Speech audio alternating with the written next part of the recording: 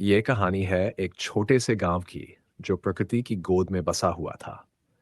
गांव के लोग सरल और मेहनती थे, लेकिन गरीबी और अन्याय ने उनकी जिंदगी को कठिन बना रखा था।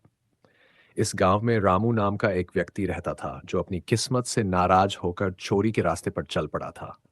रामू कोई क्रूर चोर नहीं था। वह हमेशा सोचता था कि वह दूसरों का नुकसान नहीं करेगा, लेकिन गरीबी और भूख ने उसे इस रास्ते पर धकेल दिया था।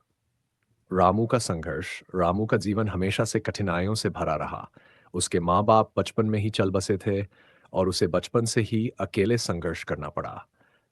काम की तलाश में भटकते-भटकते उसकी ज़िंदगी में ऐसा वक़्त आया, जब उसे खाना जुटाने के लिए दूसरों के घरों से सामान चुराना पड़ा। हालाँकि चोरी करते समय वह हमेशा कोशिश करता कि किसी गरीब का नुकसान न हो।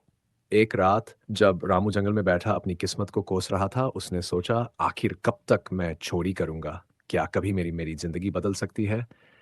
लेकिन उसके सवालों के जवाब किसी के पास नहीं थे। जमींदार का घर गाँव का जमींदार रघुनाथ सिंह एक क्रूर व्यक्ति था। उसने गाँव वालों की ज़मीनें हड़प रखी थी और उन पर भारी कर लगा दिया था।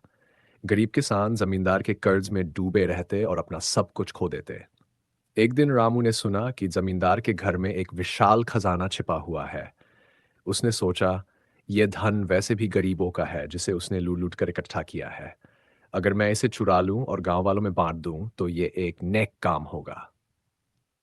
चोरी की रात रामू ने कई रातों तक जमींदार के घर की निगरानी की और फिर एक दिन मौका देखकर घर में घुस गया। अंदर का दृश्य देखकर उसकी आंखें चौंधिया गईं।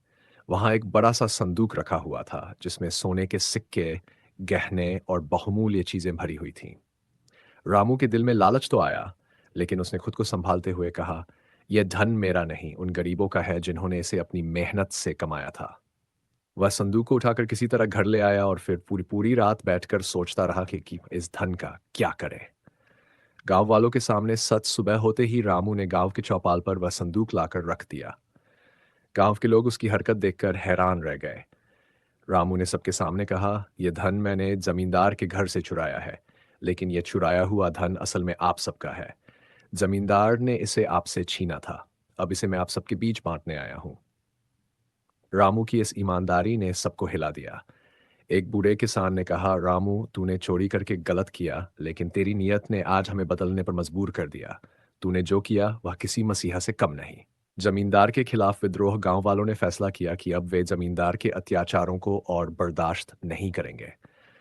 उन्होंने रामू को अपना नेता बनाया और जमींदार से अपने हक की लड़ाई लड़ने के लिए तैयार हो गए। रामू ने न सिर्फ गांव वालों का नेतृत्व किया, बल्कि खुद भी ईमानदारी और साहस का परिचय दिया। जमींदार को हार माननी पड़ी और उसके अत्याचारों का अंत हुआ। रामू का नया जीवन। रामू ने चोरी का रास्ता हमेशा के लिए छोड़ दिया। उसने गांव में एक नई शुरुआत की और बच्चों को पढ़ाने का काम शुरू किया। उसकी ईमानदारी और सहानुभूति ने उसे गांव का सबसे प्रिय व्यक्ति बना दिया। यह कहानी हमें सिखाती है कि किसी का भी जीवन सही दिशा में मोड़ ले सकता है, अगर वह अपनी गलतियों को सुधारने और दूसरों की मदद करने का साहस दिखाए। रामू की ईमानदारी और दया ने न केवल उसकी जिंदगी बदली, बल्कि पूरे गांव को एक नई राह दिखाई।